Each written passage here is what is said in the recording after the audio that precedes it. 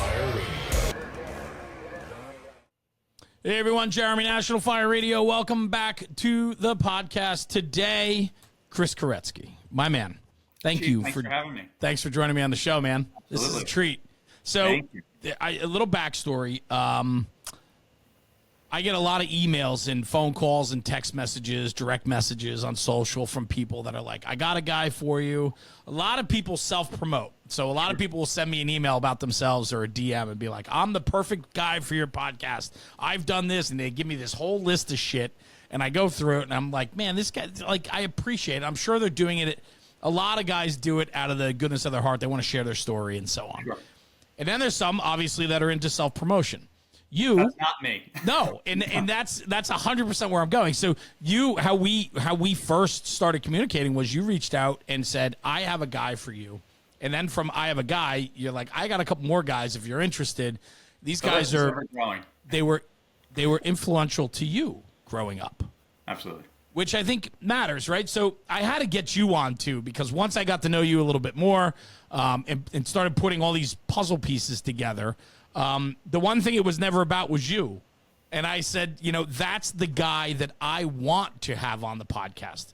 I don't want self-promoters. I don't want people that are in it for themselves. I want people that have fallen in love with this job and want to share their love and passion for it. And you did that by providing me a list of people that were influential in your journey. And I think that there's so much value in that. And that's really what the appeal was to get you on, is because I really wanted to learn your story. And I starting to get some pieces and understanding some background about who you are and so on. But ultimately, this is what I love about my show, is I get to do anything I want. So today, I have Chris Koretski, who doesn't want to talk about himself, but has plenty to talk about. And so thanks for joining me, man. This is going to be fun. Yeah, thank you. Absolutely. Looking forward to it. I'm one of those long-time, first-time, radio show callers, so I've long-time listener, first-time caller. First-time caller. Listen a lot and have enjoyed the shows. And, some of your other conversations have certainly sparked, definitely from my background at one point and, run heavy in the volunteer fire service, talking about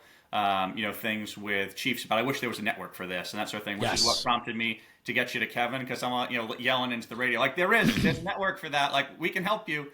Kevin Quinn, right? So you introduced me to Kevin Quinn, National Volunteer Fire Council, right? The MVFC.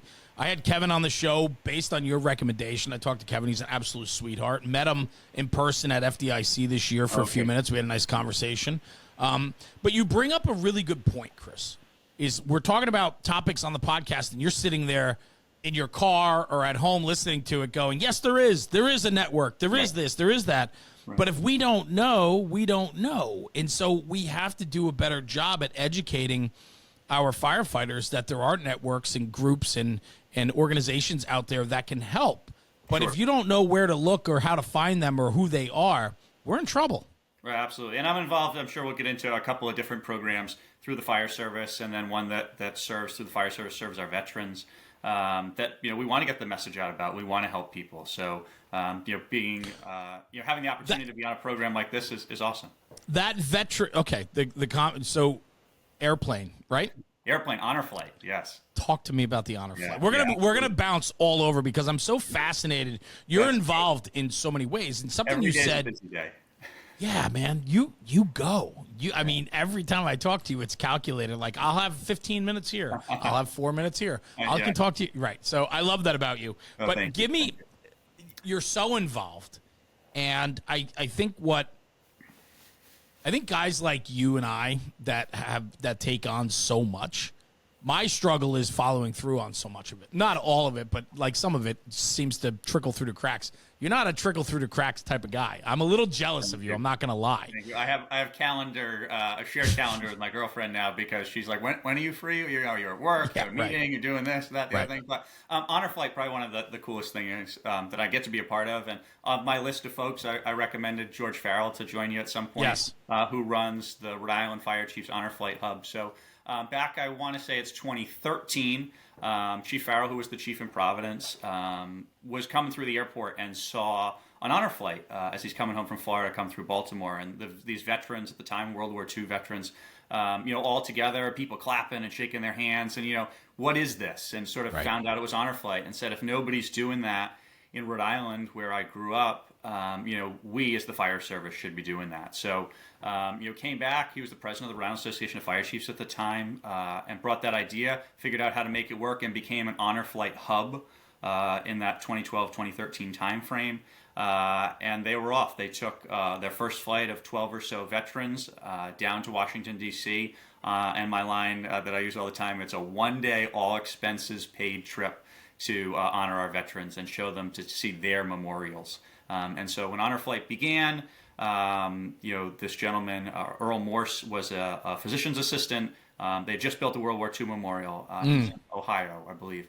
And asked one of his patients, "Are you going to get to see it?" He said, "I don't think there's a way to do that." And as a pilot himself, took his small little plane and took these two World War II veterans to see the World War II memorial, and Honor Flight began. So Rhode Island has their Honor Flight hub, which is one of a couple 110 or so, I believe, Honor Flight hubs across the country. We're award-winning now as one of the best Honor Flight hubs, but we've taken just over 1,000 veterans, I believe, to visit their memorials in Washington, D.C., again, at no cost to them, on trips that are sponsored. Every veteran gets a guardian, somebody that travels with them for the day. So I've been blessed to have been 6 of our about 30 flights as a guardian, for World War II veterans, for Korean War veterans.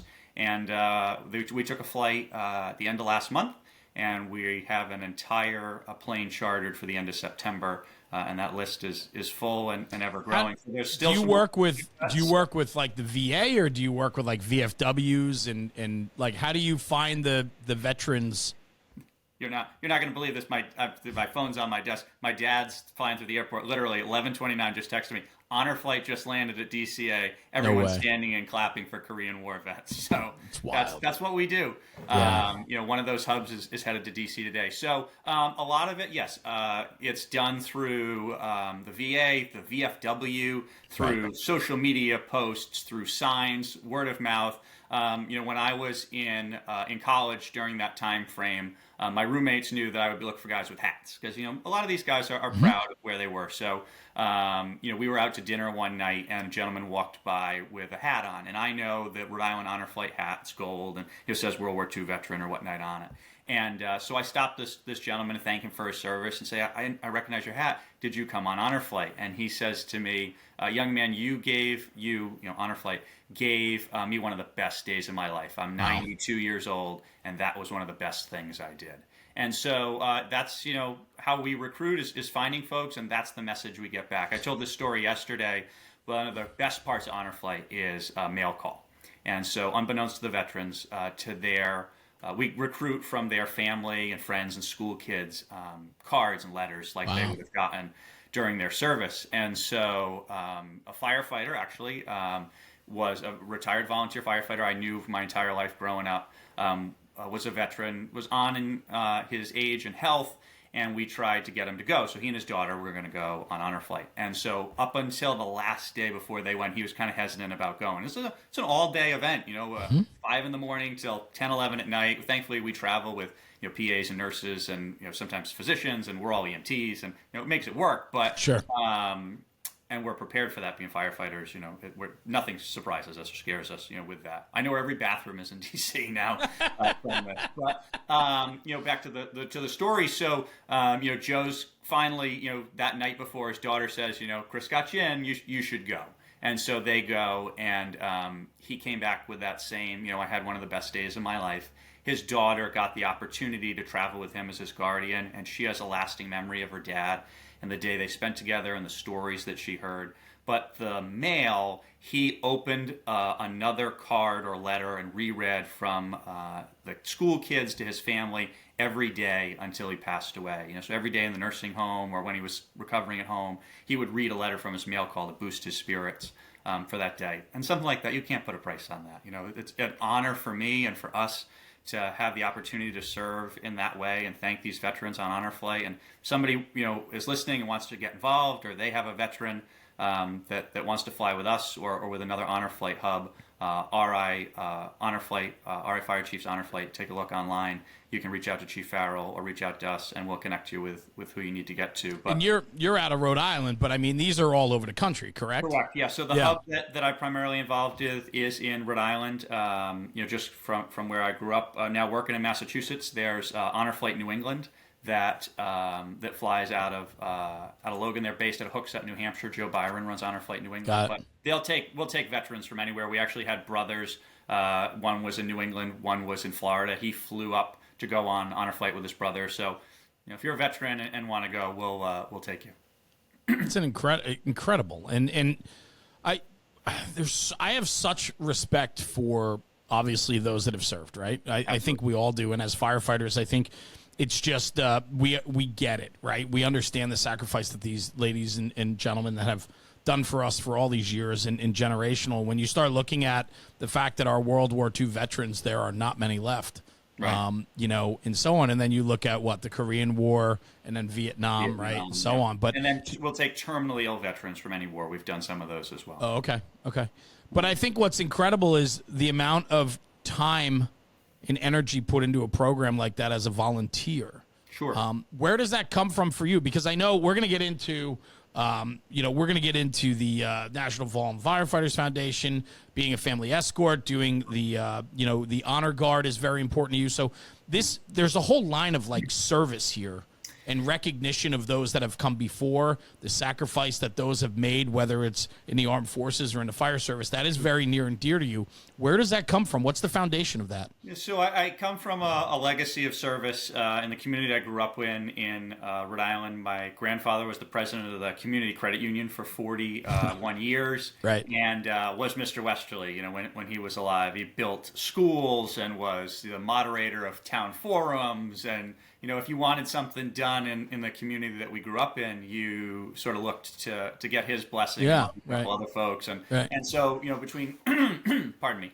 My grandparents and on both sides of my family, my parents are deeply rooted and involved in the community as well. And, that's where the community spirit comes from as far as the fire service goes. My great-grandfather started the Ashway Volunteer Fire Association in Rhode Island back in the early 1900s. Their home was victim to the first fire. And they decided they needed a fire department. So he built the fire truck. He ran a filling station. And they still have it today. It still runs. Gotten to ride in it. It's pretty cool. Yeah. My grandmother's still alive. She's 95. So she has the old log book where they would hand write the calls and that sort of stuff that she just got from one of my relatives. So getting to see that kind of thing is so cool. Her brother then became the fire chief. So there's that family legacy in that department. On my dad's side, my great-grandfather is the first generation America, immigrated from Ireland, and was the volunteer firefighter. His father, that came to this country, ended up being the police chief in Babylon, New York, on Long Island. My grandmother says would chase speeders on a bicycle. But they lived next door to the fire station, so it was a race. Who could get the fire station first to drive the fire truck back in the day. And then my dad's brother is a volunteer firefighter. So my dad says he didn't get the fireman's gene, but I got two. And so I remember growing up, watching the movies and being immersed in the fire service, and got on the Musquamacut Volunteer Fire Department at 14 as a junior firefighter when I could. Got pushed by the then fire chief to go to Firefighter 1 during my senior year of high school, which I was kind of like, I don't know if I can do this with stuff I got going on at school, but, was into it, so went and did it. And he opened a door for me in that way that I went to Anna Maria College in Paxton, Massachusetts. I have a fire science degree, a bachelor's degree, and I got on the fire department. Because I had that Fire 1 certification. I wasn't going to apply, and did on the last day. They have students that are on the town call volunteer fire department from the college. And, got on the fire department on sort of the last day of the application period.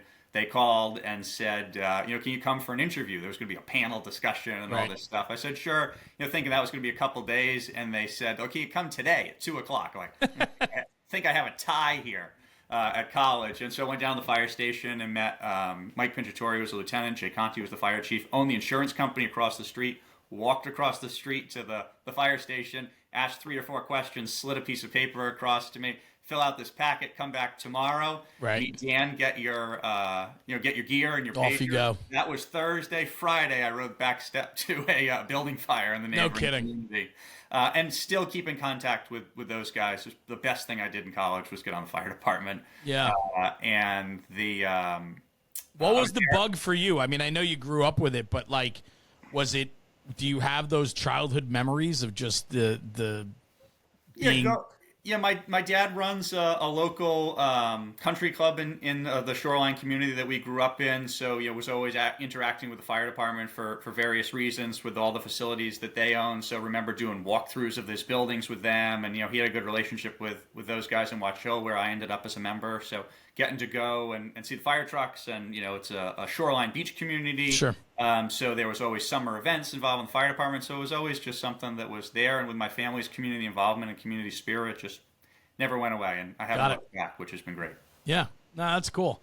And so, I mean, it's consumed you, right? I mean, listening to the lineage that you come from, getting involved at 14 up through college, and obviously as a lifelong volunteer, but now also a career fireman as well, right? I mean, this has consumed you. It is your lifestyle, if you will. Yeah, that's the best way to put it. It is a lifestyle for sure. And so the aspect of service then comes at no surprise, but you seem to do so much for so many others. And I know service in the fire, public service obviously is what we do, right? The mission is the public, right? And we get that. But you seem to go all in on our own people too, which I think is incredible, because so many today are so focused on themselves that they don't focus on things like honor flight or the honor guard, or things that we absolutely need to continually have in our society, but people seem to be shying away from obligations outside of taking care of themselves. And you seem go ahead. No, so I was lucky, for my sisters and I did 17 years of Catholic school from kindergarten through college, and so that was bred into us. We're sure. We're here to serve folks. And when I went at my elementary and middle school, same place, the underlying theme there was a gift you have been given, give back as a gift. And so, my legacy of service is if I can help somebody, that's what I'm here to do. And so that always rings in my mind is, how can I turn this to help somebody else? So then talk to me about that. I mean, I love that. I mean, you just gave me the title for this episode. I'm sure a gift you have been given. I think there's so much value in that. I love that. I was the class president of our 8th grade. That's where the school ended, and that was the theme of my my address to the going on to high school was a gift you have been given, give as a gift. And then that's actually that translated to Latin in a little bit different term, but that's actually now the motto of the school permanently. So it's awesome. Yeah, well, there's so much to that, and I think we need more of that. Right, when we put community first, we put others around us ahead of our own needs. We tend to create a better environment and a better place. And so for you, then it makes sense. It absolutely makes sense why you're involved in the different groups that you are. The honor guard for you is incredibly important. So I have the great opportunity and privilege to work as a career firefighter now at COM Fire, Centerville, Osterville, Marston's Mills Fire and Rescue Department here on Cape Cod in Massachusetts, where I spend most of my time now. We have an honor guard program that had run very successfully for a long time. Sort of went dormant during COVID, and then had seen it and wanted to re-engage that program. So got some of the legacy folks back, got some new folks in, and with the help of some of the guys that had started the program and are still here at work, we're back up and running and doing great things. So we've done some change of command ceremonies. We're actually right now in the process of assisting the local police department with the funeral for the past retired police chief that'll take place this upcoming week. And so we're engaged. And a big thing that we did is we're a small department. We're 56 folks, but we let the retirees stay on the honor guard. And they're engaged in the department still. They still get to wear the uniform and still be involved. So there are 4 retired firefighters that are on the honor guard. They're available on Tuesdays at 10 o'clock when I typically need them. And that's been a key for us. They bring that information and that, their legacy of service back to the community, and the department are still engaged, which is great. And I mention that to folks that have an honor guard program now and say, let the retired guys stay. They have the uniform, it fits. They still want to be on. Who are we to say no? Sure. And everybody's sort of eyes light up. They're like, that's a great idea. For me, it was a staffing thing, and I appreciate the volunteerism of the retirees that they want to come back. I take it upon myself to try to get to know the retirees that still come by the fire station and to hear about them. Because we've hired, I got hired in 2020. There were 9 of us hired then. There's been 13 hired after me out of a 50 plus man fire department. There's a lot of retirees, and yeah, a lot of changeover, sure. And see them still engaged is awesome. So yeah, the honor guard's a big part of what I do at work. And they need that more than we need them. Yeah, we have a retired captain who's been pretty public now with his fight against Alzheimer's and had to retire early. Was one of my instructors at the Fire Academy. I say that I wouldn't have gotten through Career Recruit without Captain Green's help and support. But the ability for him to come back and see us and still be engaged with us, I get a big hug and a thank you every time from him and from his wife that he still gets to be a part of something. Yeah. That's what it's all about. Yes, and I talk about that in my program, how the older generation, we can't dismiss them, and when guys in the career side retire and start to fade away, and in the volunteer side they start to fade away, it's a disservice to us as a department because we're losing our foundation, if you will, guys that have been a big part of our upbringing and who we are and have given so much.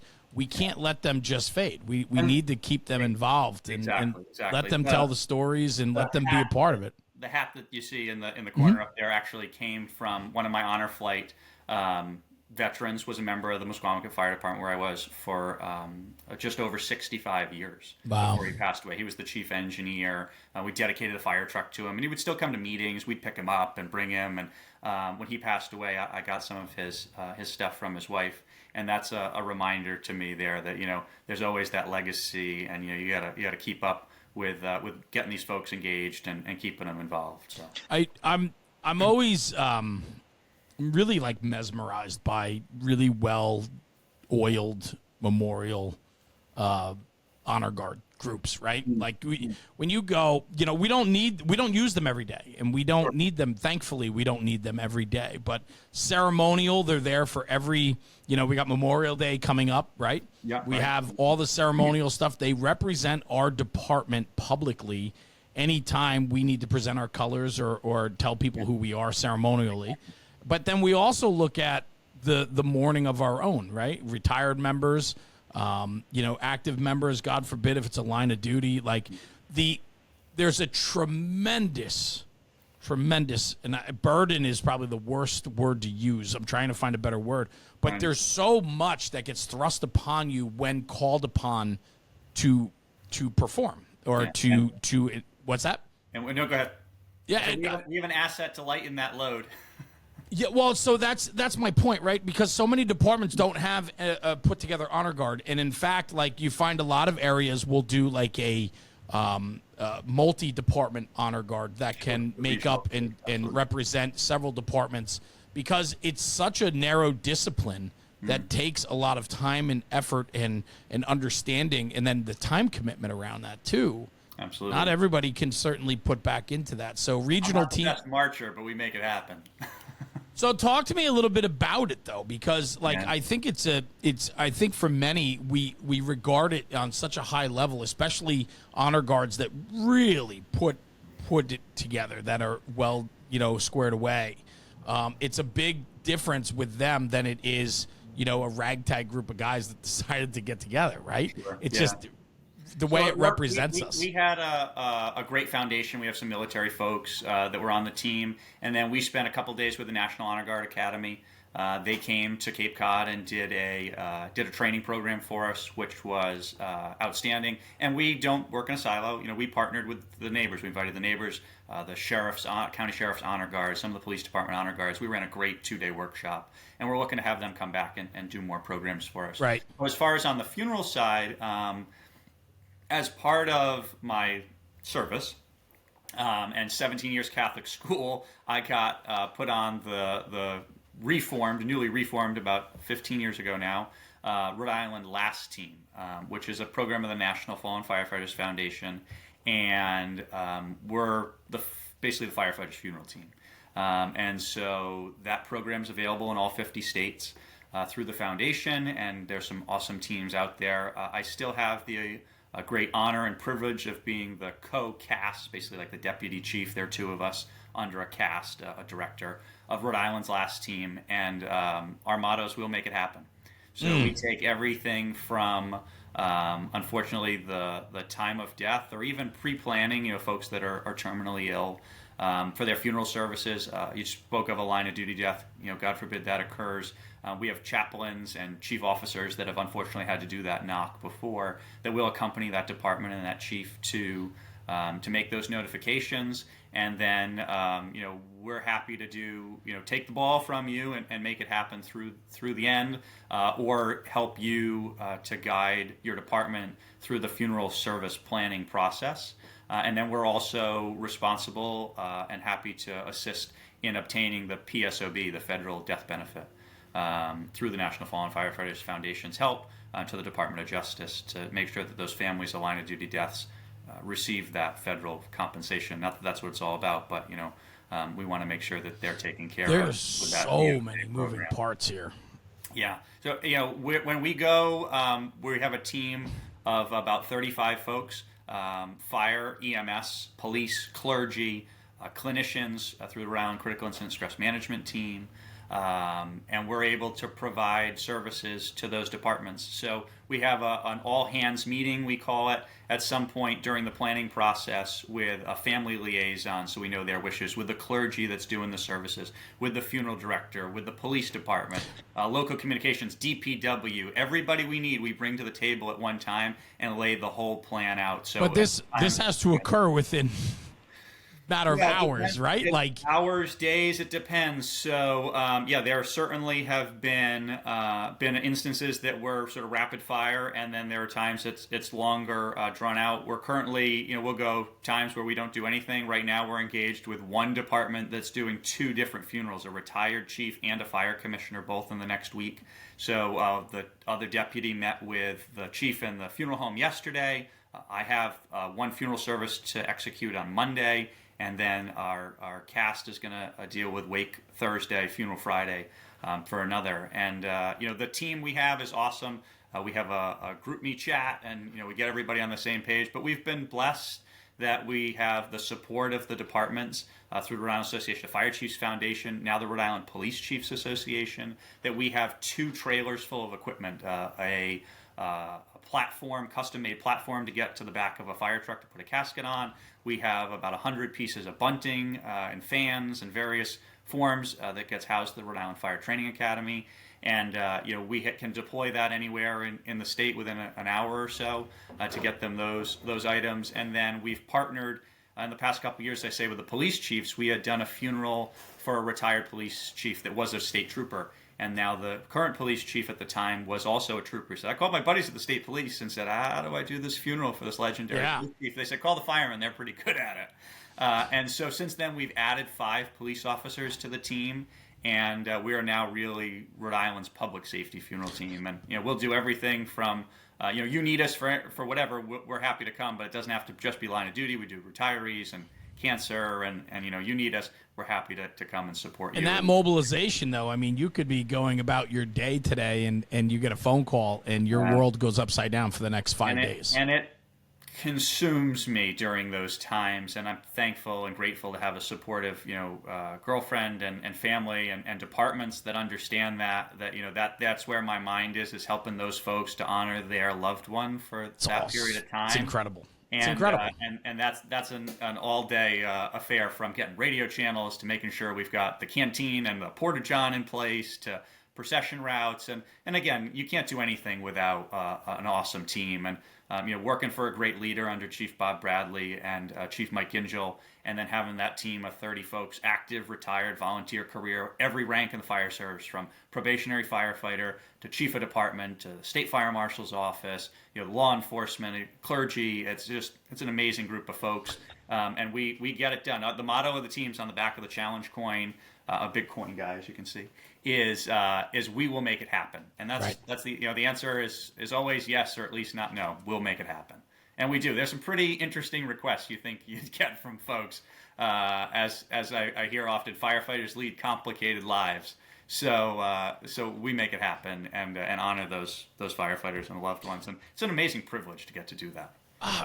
That statement right there, it's an amazing privilege to be able to do that, is it sums it up, man. I mean, it is such a, I mean, I can only imagine the feeling, the fulfillment that you get from it, right? Your group, the guys and girls that are going to be a part of this, to help and to make it a send off that is memorable for the family. I mean, it's literally honoring somebody that has given so much. Absolutely. And we're in the background. It's all about that department. Sure, 100%. We're in the back, you're tapping them on the shoulder, go here, go there. You talk about honor guards. We've built honor guards. We have some awesome honor guard guys on the team, and they'll take the unskilled labor, if you will, I get it. Of the firefighters, and within a couple of days they'll be marching like the Marine Corps, which is awesome. We have Captain Dan Murphy from Tiverton, who's the honor guard guy on the team, has his own casket, scratch and dent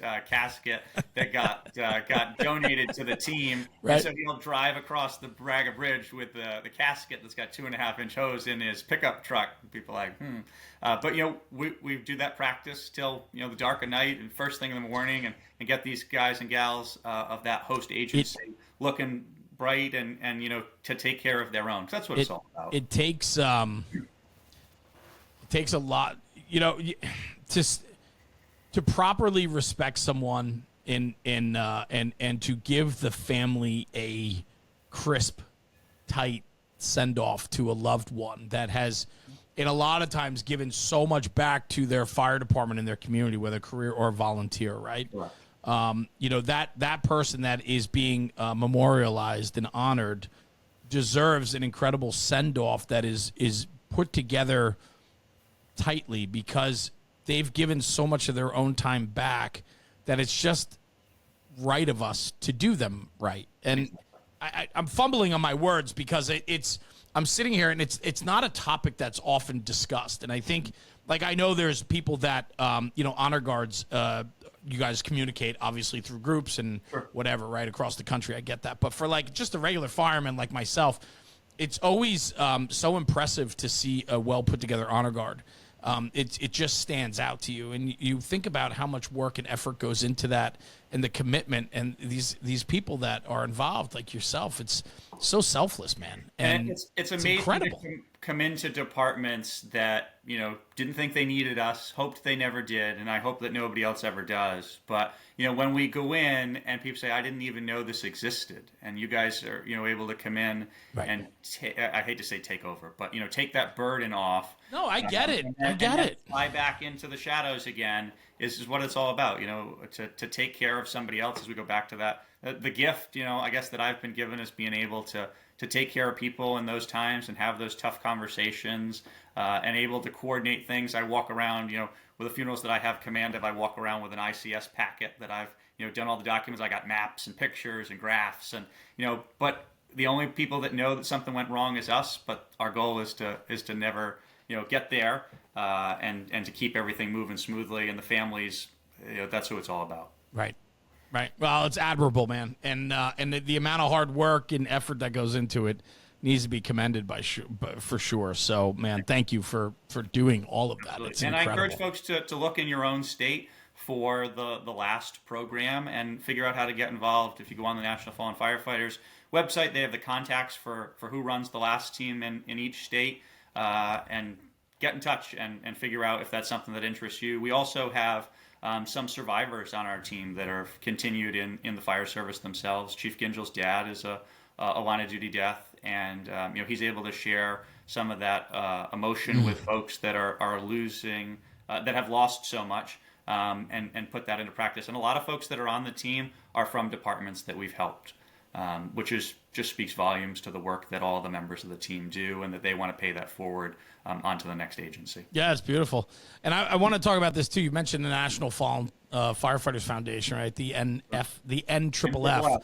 I know you do a lot of work with them too, and it just makes sense, right? With what you're involved with, providing family escorts during this coming weekend Next Memorial weekend in May is Memorial Weekend. Yeah. Yes.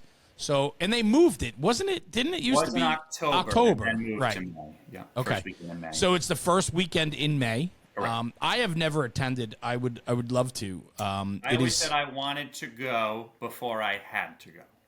I get it. Never want to have to go, but Right. wanted to go before I had to go. And thankfully, Kevin Quinn Mm-hmm. and Steve Hay, who was a retired deputy chief out of Warwick, were involved in Memorial Weekend, encouraged me to come, and it's been probably 10 years that I've been blessed with the opportunity to return as a family escort and get assigned a family of a fallen firefighter for the Memorial Weekend and take them through the various steps that occur on Saturday with the candlelight vigil, and then on Sunday with a national memorial service, and be able to take them by the hand and bring them up to get their flag and their rose and their badge from the chief is an incredible experience. And you learn so much about their firefighter and themselves, and you learn actually a lot about yourself too, and how you're a small wheel in the cog here.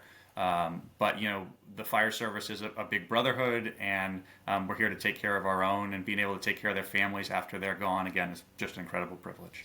Well, so you talk about being a family escort. So a lot of people probably are not aware, but if you have a loved one that falls in a line of duty, their name gets put on the national monument at the foundation's headquarters, if you will.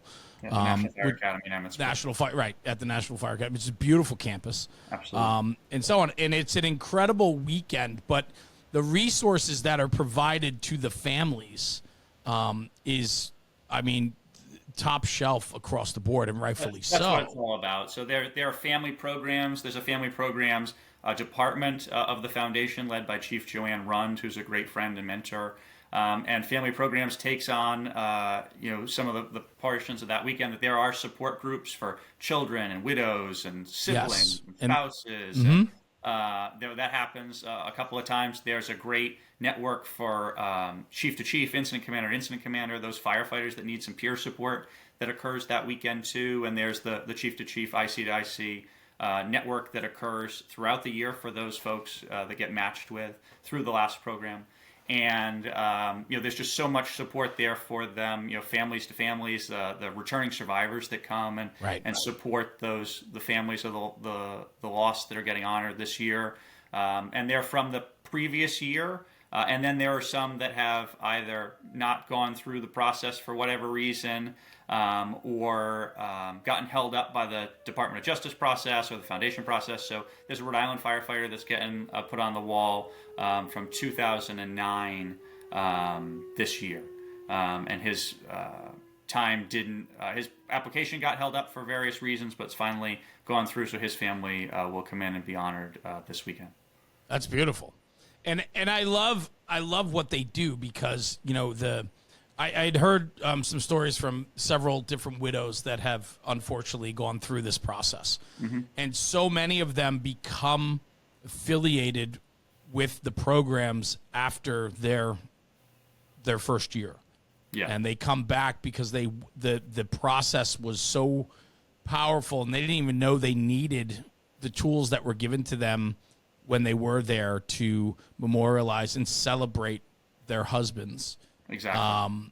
It's a beautiful thing, and to provide support and find commonality. It's not how do widows and widowers find a community to lean on, other than outside of people that have gone through it, and it's only it's a very small group, and so to be able to have that an association or a group like that where they can come together. And you guys can give them the tools and give them an experience that they'll never forget. Exactly. And I have the great opportunity too to spend the weekend with a family. Yeah. Some you connect with and make lifelong connections. Some you do, and that's okay. But my first family, I still hear from at Christmas cards, and they're based in FDNY.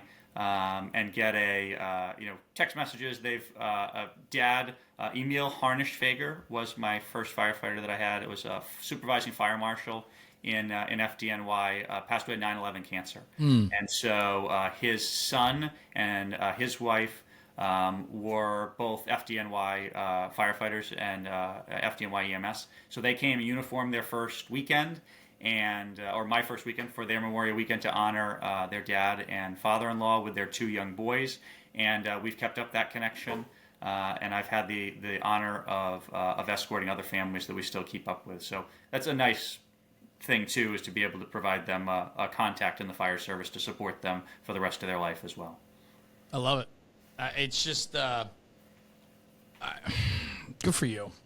We need more Chris Koretskis. I'm telling you right now. There are plenty of folks that do incredible work, and the Family Escort Pool gets hundreds of firefighters that apply every year, and it's a privilege to be asked to come back and to have been chosen, and encourage people that have interest in doing that to keep their eye out when Memorial Weekend comes around and apply to be a part of that team. Yeah. The best of the best, as we're called by the folks from Memorial Weekend, and it's a privilege to do that. The best of the best is a good way to put it, sir. I would agree with them 100%. And I think it's wonderful, and I want to learn more about. I have some opportunities, and I think you're part of that, opening up some doors to do more work and educate about the NFFF. And the foundation's mission is not just about those folks that have passed away. We're trying to prevent the preventable through various programs, through the life safety initiatives, and our emerging leaders fellowship program, and various Everyone Goes Home programs and things that we're doing, trying to prevent those preventable line of duty deaths in partnership with the First Responder Center for Excellence, and trying to keep folks safe before we have to honor them in Emmitsburg. There's so many moving parts, and I think what's frustrating, at least what I've come to understand because of National Fire Radio, and what's frustrating about it is there's so many good things happening. There's incredible programs and organizations out there, and yet so many of them go unnoticed or unknown. Sure. Because we're just not getting the word from them, or we're not hearing what these messages are, or we're not prioritizing something like the National Fallen Firefighters Foundation is something you don't even want to think about until you might have to. And yet if we put more thought to them and gave them more opportunity on the upfront during our careers, we can educate and be better for it. And we need to do more of that.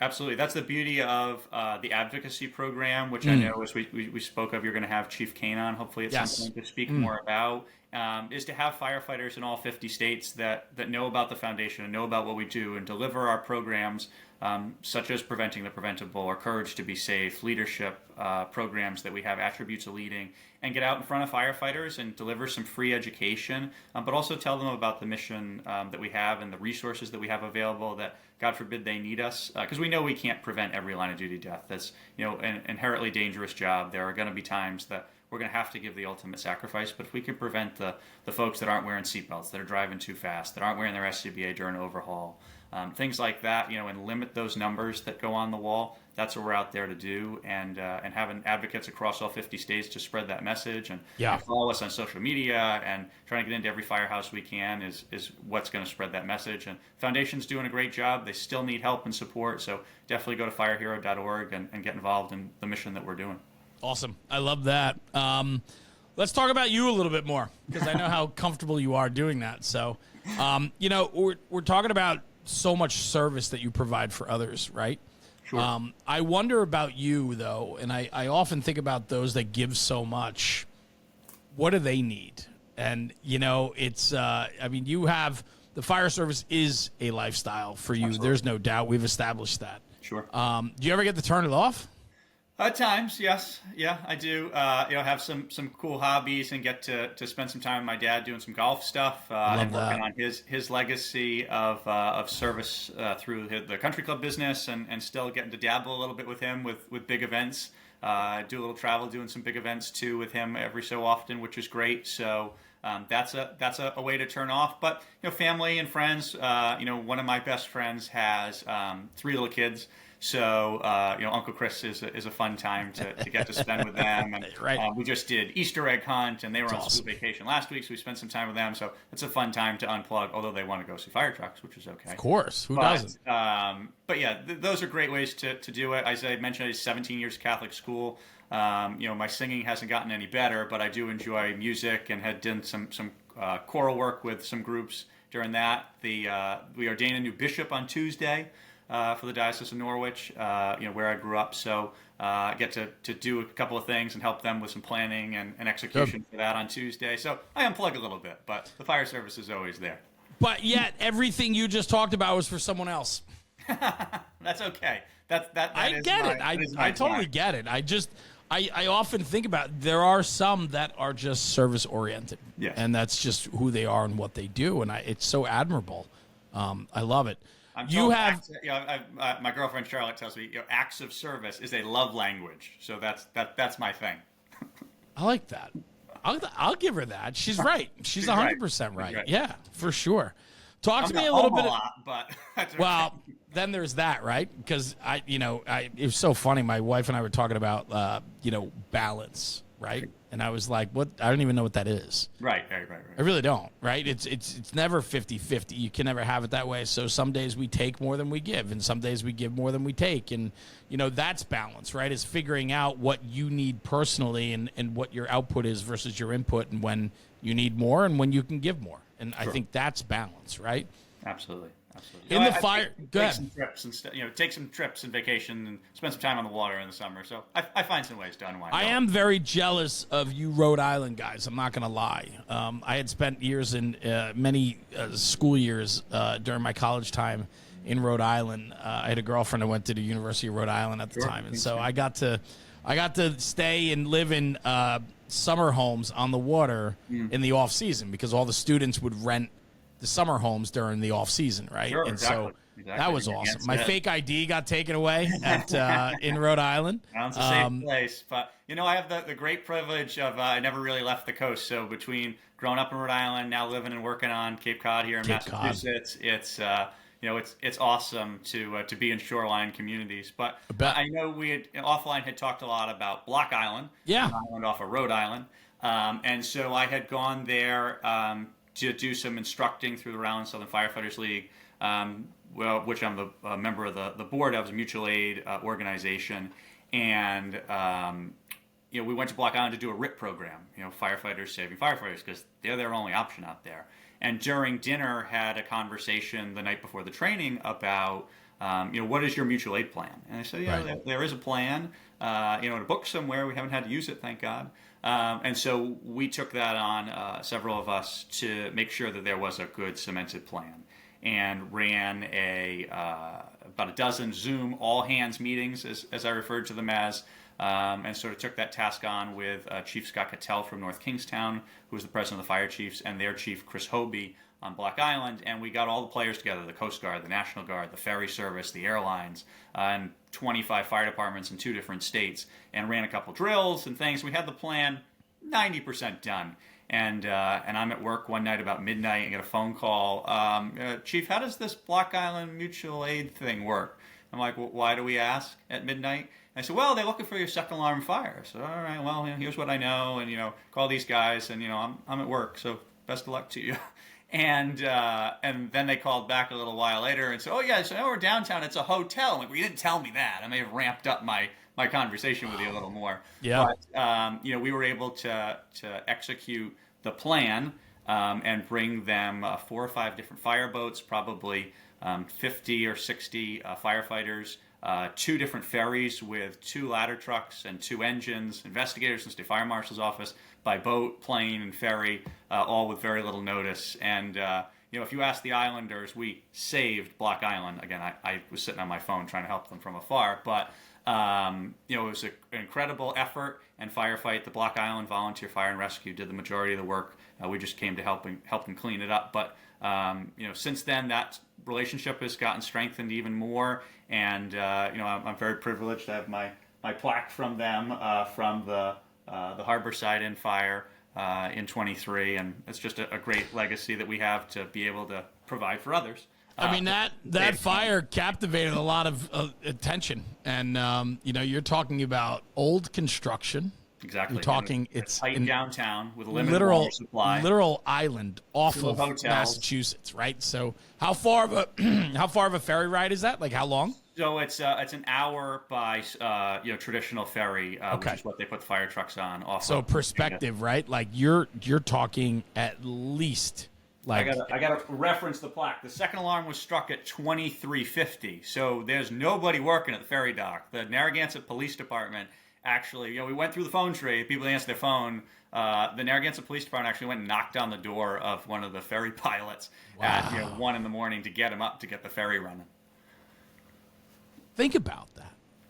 Like that is, in Block Island. I mean, you only have the resources you have. You have nothing more.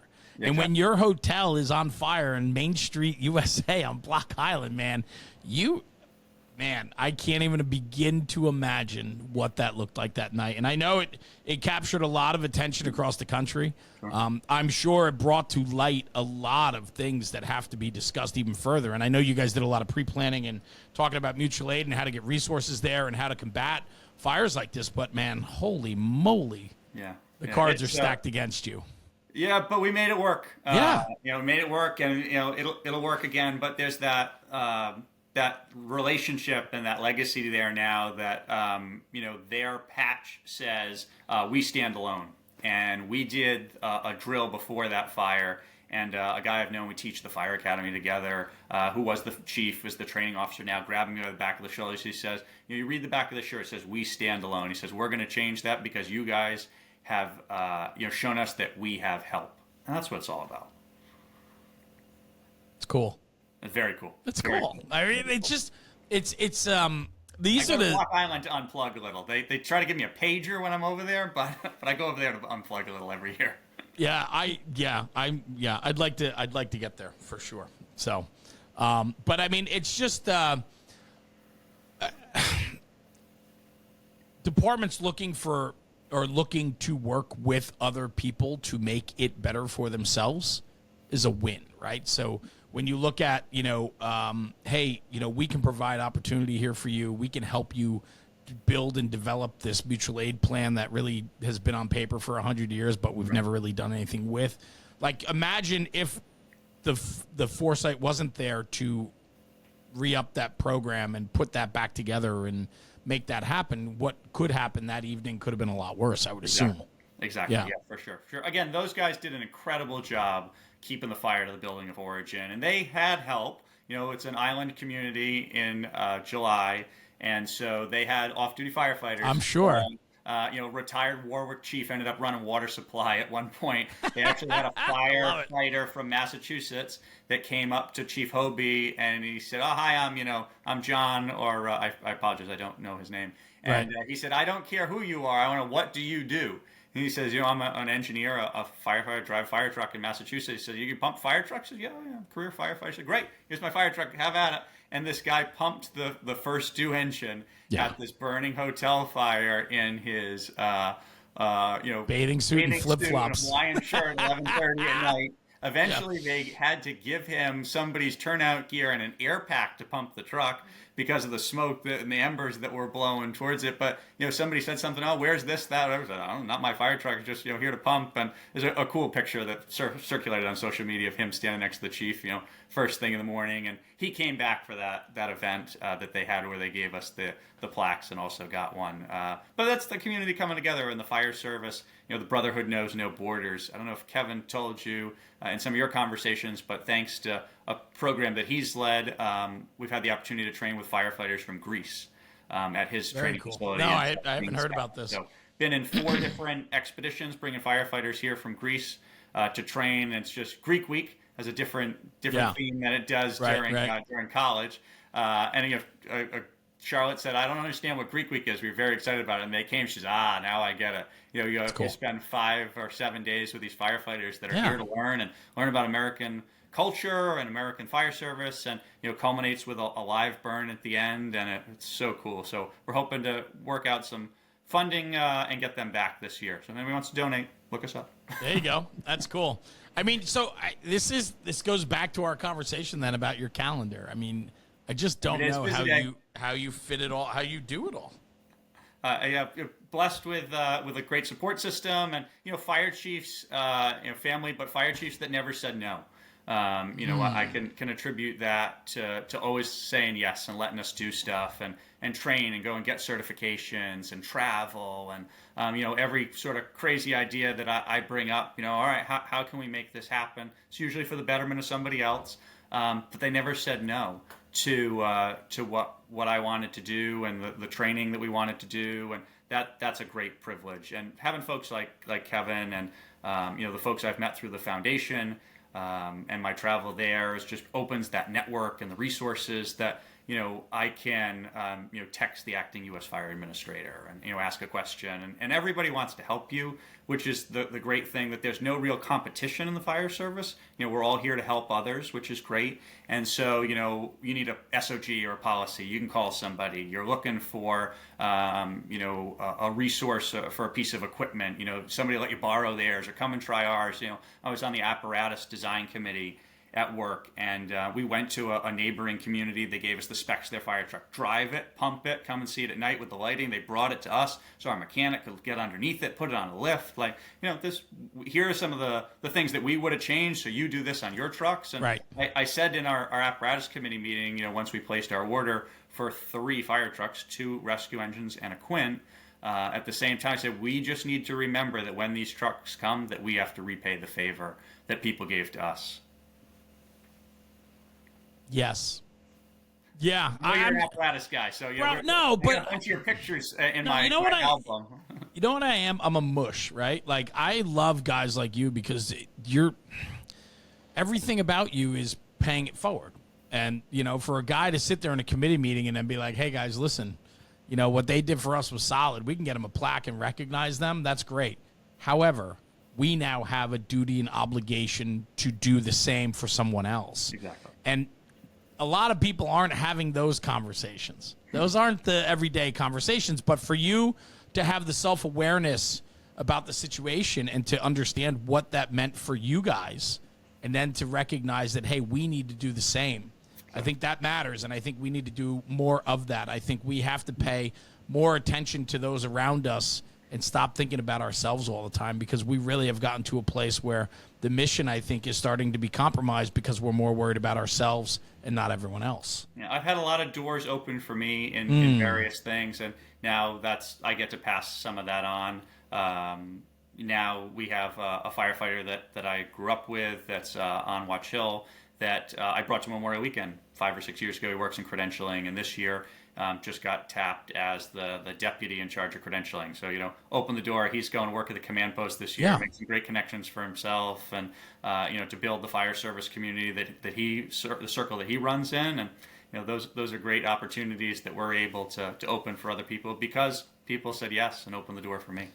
Well, and that's it. And I challenge people to listen to this. And what I want them to take away from it is the more you put in, the more you go in on it, the reward just compounds bigger and better. Exactly. Right? I mean, and for me, that is the fulfillment. We're talking right. about just getting to see the smile on somebody's face, or know that you can walk away and that you helped somebody. That's what it's all about. It's not about a paycheck or whatever. My approach to we go to life alert activations in the middle of the night or something at work, or folks that have fallen. We're going to make sure that Mrs. Smith has everything she needs. So when we get her tucked back into bed, we get her a glass of water. We make sure that her smoke alarm has battery in it and it's functioning. It's 2 a.m, but we're up now. Right, we're here. We're here. It's a service for those. Yeah, exactly. And the reward that you get is they feel safer, their family feels safer that they've been taken care of, and that's what it's all about. For sure. And I love that, though. But leadership, I know leadership's important to you. And I think about all the things that you've been involved with, all the topics that we've talked about, and so on. And what I often think about is a lot of times you lay the foundation and then you kind of take a step back. Sure. And that comes from confidence in yourself, right? We have a lot of people today that are afraid to put others on, afraid to promote others. We hold people back because we're more worried about ourselves or how it's going to be perceived, if you will. And you, on the other hand, want those around you to succeed more than you do. That's leadership, bud. Oh, well, thank you. We were just talking about We have one of my friends, the one with the children, the small children, is Yeah. an architect by trade, volunteer firefighter, captain of the volunteer rescue. Our grandfathers were best friends, and so now it's just right that we continue that legacy. But nominated him for the Chamber of Commerce's 50 under 50 small business owner. I love this. Yeah. Is going to be the guy, like perfect. And then he got. I was away a couple weeks ago, and he got I get into 50 under 50 the Chamber of Commerce. Like, that's exciting. Like, good for you, congratulations. Proud to do the nomination. I opened up my email and said, congratulations, you've been selected. The Chamber of Commerce is 50 under 50. I'm like, no, it wasn't about me. It's about somebody else. Right. Yes, it's incredible. Yes. I am incredibly humbled and excited for that. But it's not about me. I got we run a dedicated service award through the Rhode Island Southern Firefighters League for dedicated Chief Fred Stanley was the fire chief in Hope Valley for 43 years. And, wow. Had a great legacy. Did a lot for the Southern League, that mutual aid and insurance and organization that we're a part of. And so we have a dedicated service award. I was happy to champion, to get pushed out, and we've given 5 or 6. And then last year we had an award winner, which was great, and I knew about and excited for him. He got nominated, great letters. And then they said, oh, by the way, you're also getting the award as well. Like, no, not about me, not about me. Humbled to get that too. But. Well, listen, I think people that get involved with you, it's the same reason why people are trusting you to do things on their behalf or to work with their organizations. It's because they recognize and understand that you're coming from a good place, and that your delivery and your passion for it is because it's not about you. It's selfless. It's about pushing the fire service forward. And I think that is so very much important. And when you look back at like all those that have come before us, and even looking at like your honor flight and your veterans, and like, these are people that have given so much. Absolutely. And they're not looking for anything. And that's why the appreciation of something like the honor flight for them, it's a life-changing event for them, because you're doing something so extraordinary and over the top for them in recognition of their efforts in blood, sweat, and tears, and absolutely, that goes a very long way. It's funny. I chuckle. You say you put it the way of get involved with you, which is my friends. I think I can think of 2 in particular that every time I call, I'm like, hey, what are you doing on Wednesday? Here we go. Here we go. Right. But they're always like, that was good. Like, I'm glad I did that. But there's always a catch as to. They're great friends and great supports, but it's like, hey, can you help us do X? So are you telling me? Cause. Are you telling me when your name pops up on my phone that I should let it go to voicemail? Is that? I'm looking for something. Yeah, right. Shit. It's all in service, though. It's all for somebody else. We have a great. I was involved with World Fire Congress, so Dr. Lori Moore Merrill was able to bring the leaders of the fire service from over 50. Countries to Washington, D.C. last year. That's cool. And so the group, through the foundation of fellows that I'm involved with, we have our group chat is always going on. We're forever bouncing ideas off of each other. And so just this week, I sent something out. One of our folks was running a campaign for her son through GoFundMe to buy bricks at the National Memorial, because he'd taken a trip there. He wanted to honor his relatives on the memorial, and so I pushed that to the group chat, and all of a sudden we had raised a couple $100 in about 10 minutes. I said, see, this is what this is all about. That's cool. That is what it's all about. Yeah, I mean, I can't stress that enough. The networking is what really matters, and when you challenged, you had you were talking about that gentleman before that came on board, and now he's working on the credential side, right? Of Reese Harold. Yeah. So like, to be able to share an opportunity, they take that opportunity and run with it, and then you look at what they get to build off of that. Exactly. I mean, that is such a big part. That is the reward. I always say that if you're not fulfilled yourself, you can't do anything for anybody else, right? You can only be as good as you are for yourself. Exactly. And I think that you have a really good awareness about that for yourself and what makes you tick. Yeah, and we talked about the fire service, being able to help each other, but the resources and the contacts that that you build, and folks, everybody's a firefighter and just wants to be a firefighter, and folks have been elevated to great positions and are able to be put in a position to help other people in a greater way. But I can pick up the phone, as we talked about, and reach out to some of the big names in the fire service, sure, and get answers. And it's just a resource, and everybody's willing to help you. So the fact that we can text the U.S. Fire Administrator and get an answer is awesome for small departments on Cape Cod, Massachusetts, or in Rhode Island. So resource sharing is, and I've had the privilege of meeting these folks, and I guess I've become a resource for some other people to point them in the right direction. You're a resource for me, my man. I'll be leaning on you anything. When my phone rings, you better be careful. I'm going to be asking too. That's okay. Yeah. I'll build you into the calendar. So let me ask you this, man. You're still a young guy. Yeah, I mean, 31. Yeah. So you've done a lot in not a lot of years, which is pretty wild. So I can only imagine where you're headed and what you're going to be able to do.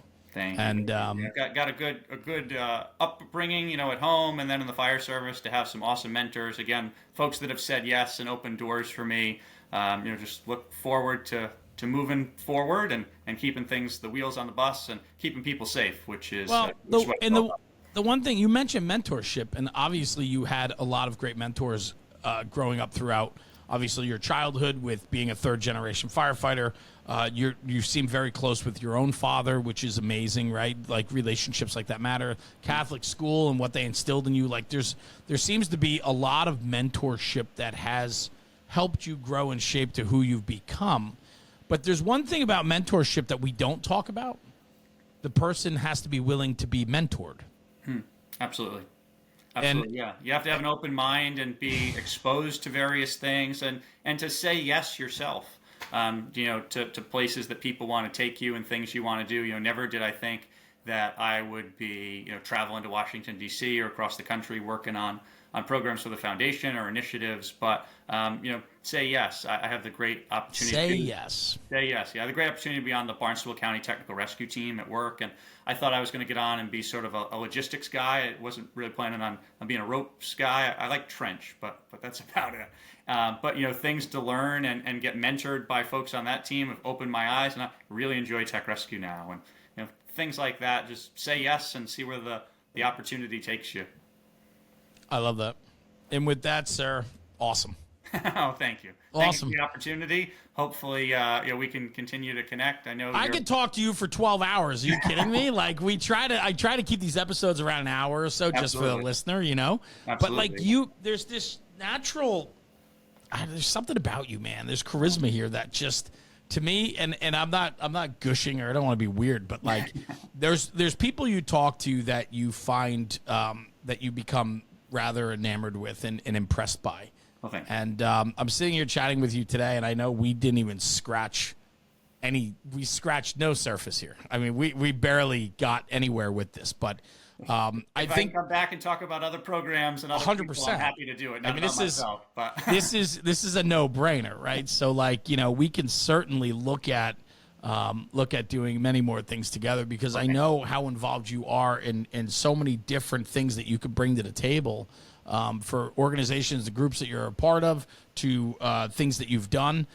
There's a lot of influence here that I think needs to be heard. And Chris, I think you're an incredible individual. So, thank you. Thank you. Yeah, man, I'd love to have you back on. You're opening a lot of doors for the fire service and for folks. So, you should be commended as well. Well, we're just trying, man. I mean, this job is bigger than the individual, like you, right? And we talked about that for the last hour and something now, is how, how it's not really about us, and it's the contribution, it's legacy, it's I want people to talk about me when I'm gone, and I want to know that they're talking about me in a good light because I made a difference or I made an impact. And I think when we put the focus on that and we get away from any short-term goals or short-term rewards and we get to long-term rewards, I think that's where you really make an impact.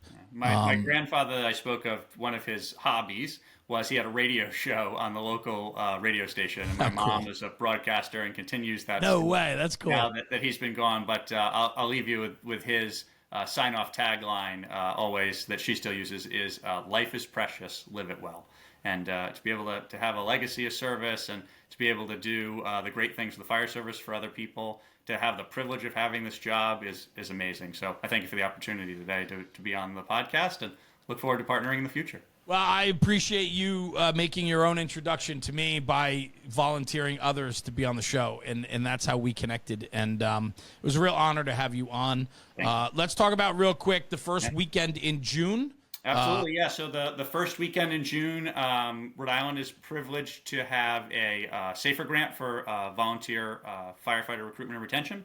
So as part of that program, the Rhode Island Association of Fire Chiefs Foundation has partnered with the Rhode Island Southern Firefighters League and bring in Jeremy Donch, National Fire Radio. I know that guy. Coming up that first weekend in June. I think it's the 6th is a Saturday. It could be. I can look. Could be. Sorry, I look at the calendar. Oh, you're myself. good. No worries. 6. You're a calendar guy, too. Calendar guy. Here it is. 6, 7, 8. Is Friday. 7 is Saturday. So little social on Friday night the 6th. And then on Saturday the 7th, we're doing Bridging the Gap with a little panel discussion to talk about both the volunteer and career fire service and trying to recruit, retain, and as Kevin says, replace I love that. the firefighters that are here by using safety, communications, and teamwork. So take a look, risouthernleague.com, risouthernleague.com. Everything's free. We'd love to have you join us. There's a form to fill out there, and there's still room, so come and see us. Come. In Rhode Island that first weekend in June, risouthernleague.com. Hear from Jeremy Donch. I love it, man. Chris, thank you. Chris Koretski, thank you so much for joining me on the podcast today. It was a real honor to finally meet. Get the meet face to face, if you will. I know it's still over, the internet here, but see you in a month and a half or so. Yeah, for sure. I'm looking forward to it, man. Thank you so much for the opportunity as well. Have a safe day. Thank you. Thanks for sharing your story. Stay right here. I'm going to sign off the podcast, and I'm going to come right back to you. Okay, Chris? Awesome. Thank you. Yeah, guys, thanks for tuning in for another episode of the National Fire Radio Podcast. Another great episode with somebody that truly, truly is giving back to the fire service. And that's what it's about, man. I love this job so very much. And it's what we do with it while we're here, and then the contributions we've made to it so that when we're long and gone, our contributions stick and we've made a difference. And I think that's what truly matters. And I think that was a big part of the message today. So thanks for tuning in. Thanks for listening to another episode. And like I say at the end of every single show, take this conversation, take it back to the firehouse and talk about it. Because when we're talking about the job, we're making the job better. I'll see you at the next one. Jeremy, National Fire Radio.